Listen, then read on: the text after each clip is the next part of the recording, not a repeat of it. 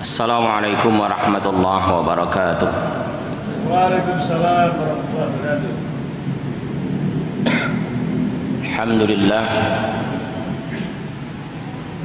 Wassalatu wassalamu ala Rasulillah wa ala alihi wa ashabihi wa man tabi'ah. Amma ba'du. Jamaah salat duhur rahimakumullah. Bersyukur kita kepada Allah di atas setiap nikmat yang diberikannya. Dengan nikmat Allah kita masih dapat melaksanakan pengabdian kepadanya. Dengan nikmatnya pula kita sudah memasuki hari yang kelima dari ibadah puasa di bulan Ramadan. Salawat beriring salam senantiasa kita mohonkan kepada Allah agar disampaikan kepada junjungan alam, uswah dan qudwah, tauladan dan pimpinan Rasulullah Muhammad sallallahu alaihi wasallam. Allahumma salli ala Muhammad wa ala alihi wa ashabihi ajma'in. Jamaah rahimakumullah, kita melanjutkan kajian kita beberapa hari yang lalu, masih tentang persoalan fikih munakahat, mana kita masih membahas persoalan wali dalam pernikahan. Kita sudah mengetahui tentang wali nasab dan wali hakim. Wali nasab adalah wali yang punya hubungan nasab dengan perempuan yang akan dinikahkan. Hubungannya melalui jalur laki-laki. Wali laki-laki hubungannya dengan perempuan yang akan dinikahkan juga melalui jalur laki-laki. Kesimpulannya, wali nasab itu semuanya dari pihak ayah calon istri. Tidak ada wali dari pihak ibu. Semua wali dari pihak ayah. Karena memang sudah pernah terjadi sebuah akad nikah, bahkan dilaksanakan di kantor urusan agama. Ternyata yang menjadi walinya kakek dari pihak ibu, maka pernikahannya jelas batal. Jamaah rahimakumullah, wali itu juga punya syarat.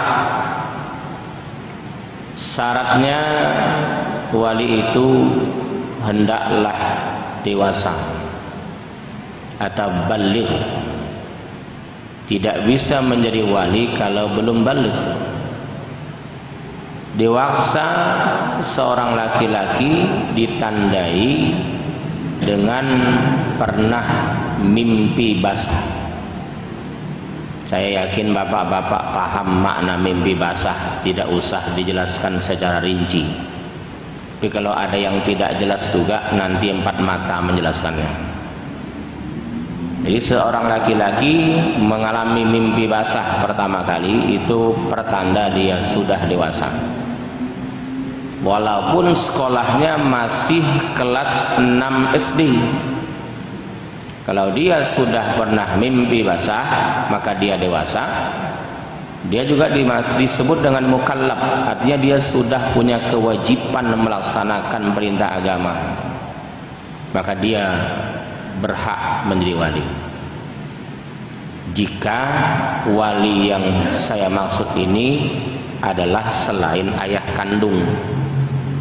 Karena kalau ayah kandung pasti sudah dewasa dia. Jamaah rahimakumullah, wali juga akil.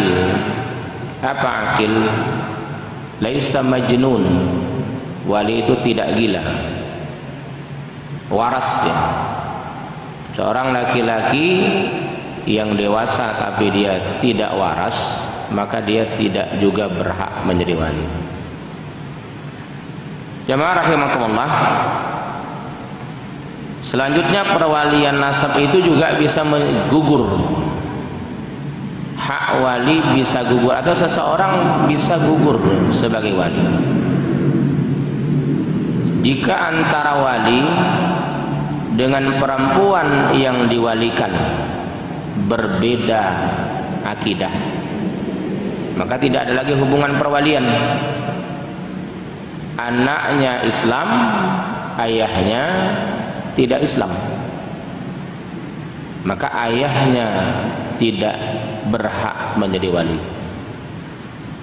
Ini yang sering ditanyakan oleh jamaah, bagaimana seorang yang tidak beragama Islam lalu dia masuk Islam, seorang perempuan mula-mula dia kafir lalu dia masuk Islam, kemudian dia mau menikah, siapakah walinya?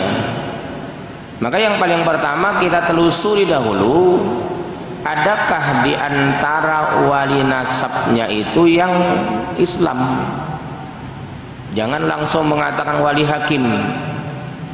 Telusuri terlebih dahulu, adakah di antara hubungan nasabnya dengan laki-laki yang berhak menjadi wali itu yang sudah beragama Islam.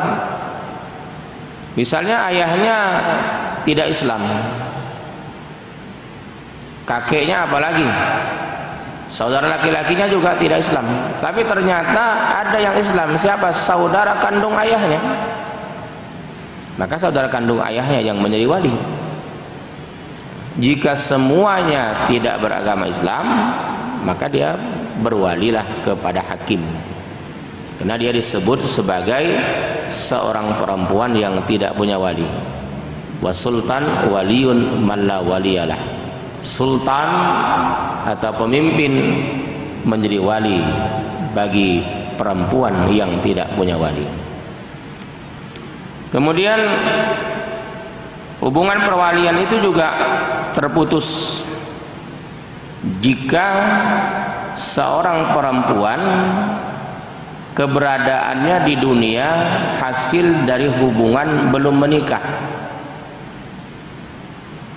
Hasil dari hubungan belum menikah, maka putus perwaliannya dengan laki-laki yang seharusnya menjadi walinya. Siapa? Ayah biologisnya dan semuanya.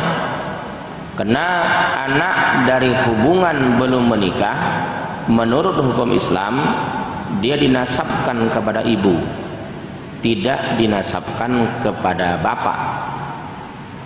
Makanya hari ini pemerintah kita sudah membuat akte kelahiran anak ibu. Ya, jadi ada akte kelahiran anak ibu hari untuk mempermudah. Jadi dalam akte kelahiran itu dijelaskan anak ini adalah anak seorang perempuan bernama ini. Tidak lagi disebutkan anak dari pasangan suami istri bernama ini dan ini. Jadi ada akte anak ibu. Kenapa? Karena ini kaitannya panjang. Dikhawatirkan nanti karena orang tidak mau berlaku jujur. Pada saat si anak seharusnya berwali kepada hakim, dia merahasiakan.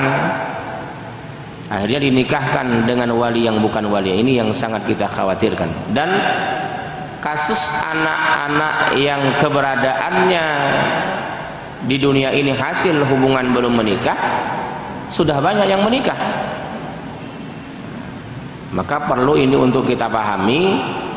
Dan terkala kita mengetahui mungkin 10 atau 20 tahun yang lalu kita mengetahui ada seorang perempuan lahir dari hubungan belum menikah, maka kita juga punya kewajiban hukum untuk menjelaskannya nanti pada saat dia akan menikah. Kenapa? Karena kita tahu.